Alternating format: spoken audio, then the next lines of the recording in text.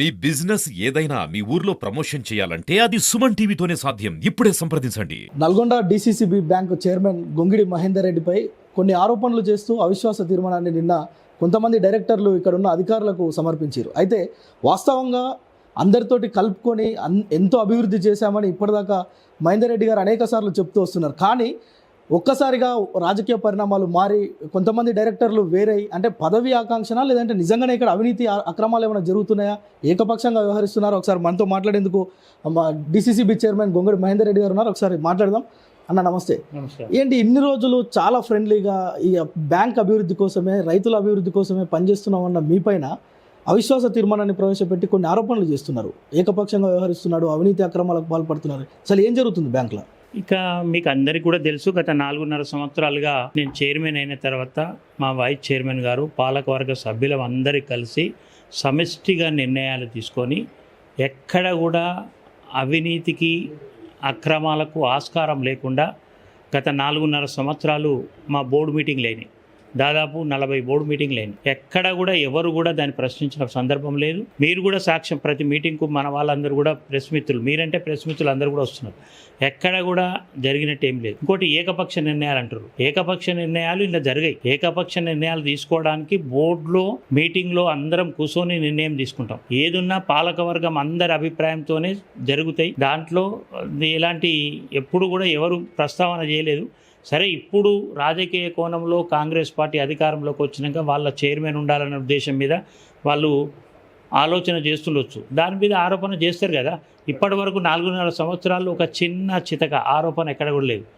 ఎటువంటి ఆరోపణ చేయకుండా ఈరోజు సరే కాంగ్రెస్ పార్టీ అధికారంలోకి వచ్చింది, వాళ్ళ చైర్మన్ కావడం అనుకోవడంలో తప్పు లేదు. శ్రీనివాసరెడ్డి గారు కూడా వారు కాంగ్రెస్ పార్టీ మొదటి కూడా కాంగ్రెస్ పార్టీలో ఉన్నారు కాబట్టి వారు చైర్మన్గా వాళ్ళ పార్టీ అధికారంలో అనుకుంటే అనుకోవచ్చు. దానికి నేను శ్రీనివాసరెడ్డి గారు కూడా మా అందరి సభ్యుల్లో ఒకటిగా నాకు మద్దతు ఇచ్చినటువంటి వాడే.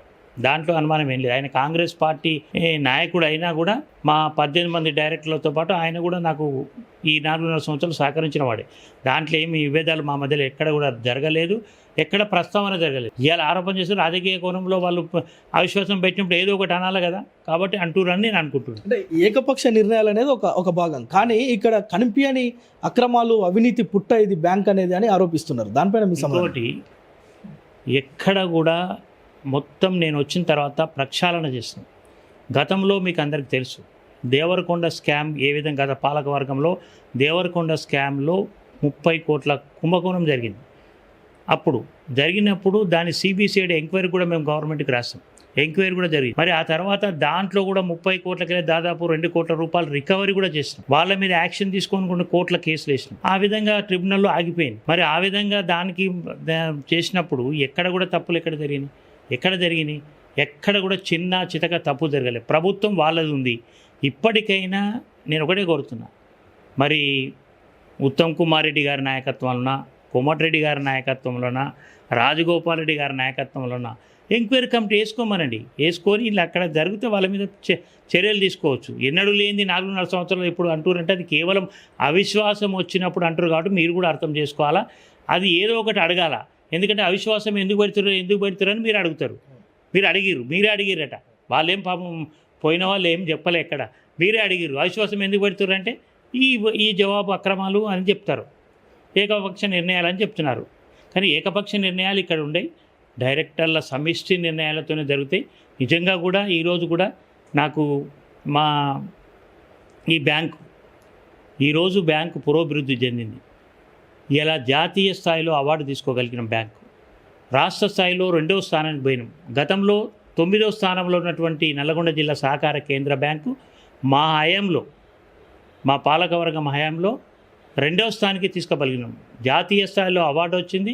రాష్ట్ర స్థాయిలో 2వ స్థానానికి తీసుకుపోగలగడానికి కారణం మా బ్యాంకు ఉద్యోగస్తులు, మా వైస్ చైర్మన్ గారు, మా పాలకవర్గ సభ్యులందరూ కూడా సహకరించేపటికనే ఈరోజు 900 కోట్లు వ్యాపారం ఉన్న మా బ్యాంకు ఈ 4 సంవత్సరాలలో మరి దాదాపు 2400 కోట్లకు వ్యాపారం పెరిగింది. అంటే దాదాపు 1500 కోట్ల రూపాయలు 4 సంవత్సరాలలో. 103 సంవత్సరాల్లో 900 కోట్లుంటే 8 మంది చైర్మన్లు చేసిన తర్వాత 900 కోట్లుంటే ఈ 4.5 సంవత్సరాలలో 1500 కోట్లు పెరిగింది. లాభాలు కూడా 2.5 కోట్ల బ్యాంకు లాసులో ఉన్నటువంటి బ్యాంకు, మేము ప్రమాణ స్వీకారం చేసిన 2.5 కోట్లతో లాసులు ఉన్నటువంటి బ్యాంకును ఇలా 105 కోట్ల ప్రాఫిట్తో ముందుకు పోతుంది. ఇలా ఇంకోటి కూడా ఎన్పిఏ శాతం చూస్తాం బ్యాంకు. ఇలా ఎన్పిఏ శాతం మేము మా పాలకవర్గం ప్రమాణ స్వీకారం చేసిన రోజు ఎంత ఉండే? 11% ఉండే. దివాలు తీసిన బ్యాంకుగా ఉండే. ఈరోజు 1.83% ఎన్పిఏ రాగలిగినామంటే ఈ బ్యాంకు ఏ విధంగా ఉందో ఈ గణాంకాలు చెప్తున్నాయి. నేను చెప్పే గణాంకాలు కాదు ఇవి, మా ఆడిట్ రిపోర్టర్స్ ఇచ్చినటువంటి గణాంకాలు. ఆడిట్ బుక్ తీసుకొని చూడండి. ఈ గణాంకాలు ఇంకా దీనికంటే ఇంకా ఎక్కువ పురోభివృద్ధి, అక్రమాలు, అవినీతి ఎక్కడ జరిగినట్టు. అది వాళ్ళు కూడా రాజకీయ కోణంగా విమర్శన చేయాలి కాబట్టి చేసిరేమో, కానీ నేను కూడా వాళ్ళకు కూడా తెలుసు, వాళ్ళ ఆత్మకు కూడా తెలుసు నేను ఎక్కడ కూడా చిన్న పొరపాటు చేయలేదని. మా శ్రీనివాసరెడ్డి గారు, నా మిత్రుడు, నా డైరెక్టర్ గారు, వారికి కూడా తెలుసు. దానంటే వాళ్ళతో పాటు ఉన్న డైరెక్టర్లు అందరికీ కూడా తెలుసు. సరే, అవకాశం వాళ్ళ పార్టీ పరంగా వస్తే తీసుకోనియండి, అది వేరే సంగతి. అందరికీ కూడా ఈ బ్యాంకు మంచి జాతీయ స్థాయిలో, అదేవిధంగా రాష్ట్ర స్థాయిలో 2వ స్థానానికి రావడానికి కారణం మరి మా వైస్ చైర్మన్ గారు, మా పాలకవర్గ సభ్యుల కృషి, ఉద్యోగస్తుల కృషి, వాళ్ళందరూ సహకరించడం వల్లనే ఈ స్థాయికి తీసుకోవాలి. నేనేదో తుడుమును, నేను ఒక్కని చేసిన ఎక్కడ కూడా ఎక్కడ మీరు ప్రెస్ మీట్లో మీరు చెప్పినా అందరం కలిసి సమిష్టి నిర్ణయాలు తీసుకొని చేసినాం. ఎక్కడ కూడా చితక పొరపాటు జరగదు. ఏకపక్ష నిర్ణయాలు అనేవి ఉండేవి ఇలా బ్యాంకులో, అస్సలే ఉండేవి. ఇంకోటి కూడా, ఎక్కడైనా తప్పులు జరిగితే ప్రభుత్వం మీద ఉంది, మీరు ఏ ఎంక్వైరీ కమిటీ వేసుకోండి, నాకేం అభ్యంతరం లేదు. నేను చైర్మన్గా ఉన్నాను, ఇప్పుడు వేసుకోండి, ఎవరొద్దంటారు. నేను రాజగోపాల్ రెడ్డి గారు, కోమటిరెడ్డి వెంకటరెడ్డి గారు, ఉత్తమ్ కుమార్ రెడ్డి గారు చైర్మన్గా వేసి ఎంక్వైరీ కమిటీ వేయండి. వాళ్ళు ఏ నిర్ణయం చెప్తే ఆ నిర్ణయానికి ఇలా చితక పొరపాటు జరిగిందంటే ఇదే గడియారం చేసుకుని ముక్కు 4 రాసిపోతాను. రాస్తా అంటారు. అంత నిక్కచ్చిగా ఉన్నాను, బరాబర్ ఉన్నాను. ఎక్కడ తప్పు జరగలేదు. వాళ్ళకు కూడా తెలుసు, మా అందరికీ, మా డైరెక్టర్లకు అటువంటిది ఏం జరగలేదు. సరే వాళ్ళు రాజకీయ అవకాశం రావాలని కోరుకోవడంలో తప్పు. ఆయన ఒక పార్టీలో ఉన్నాడు, ఆయనకు కాంగ్రెస్ పార్టీ అధికారం ఉంది, ఆయన చైర్మన్ కావాలని కోరుకుంటుండొచ్చు, కానీ అది వారి ఇష్టం. అది ఆరోపణలు సమంజసం కాదంటారు మొత్తానికి. వారికే తెలుసు, నాకు కాదు, చేసినటువంటి వాళ్ళకే తెలుసు. మా మాజీ ముఖ్యమంత్రి వర్యులు ఉన్నారు, మా వర్కింగ్ ప్రెసిడెంట్ ఉన్నారు, మా జిల్లా మంత్రివర్యులు జగదీశ్వర రెడ్డి, మాజీ మంత్రివర్యులు జగదీశ్వర రెడ్డి గారు ఉన్నారు. వాళ్ళ ఆదేశాలు ఏముంటాం చూస్తాం, తప్పనిసరి ఎందుకుంటాం. సో ఇది నల్గొండ జిల్లా కేంద్రంలోని డిసిసిబి బ్యాంకుకు సంబంధించి కొంతమంది డైరెక్టర్లు నిన్న ఏదైతే అవిశ్వాసాన్ని ప్రవేశపెట్టారో దానికి సంబంధించి నాపైన ఎలాంటి ఆరోపణలు రుజువు చేసినా కానీ నా ముక్కు క్లాక్ టవర్ సెంటర్లో నేలకు రాస్తా అని చెప్పి సవాల్ విసురుతున్న పరిస్థితి ఉంది. మొత్తానికి ఈ యొక్క రసవత్తరమైన రాజకీయం ఎక్కడి వరకు వెళ్తుందో వేచి చూడాల్సిన పరిస్థితి అయితే ఉంది. కెమెరా పర్సన్ సాయితో ప్రేమ్, సుమన్ టీవీ, నల్గొండ నుంచి.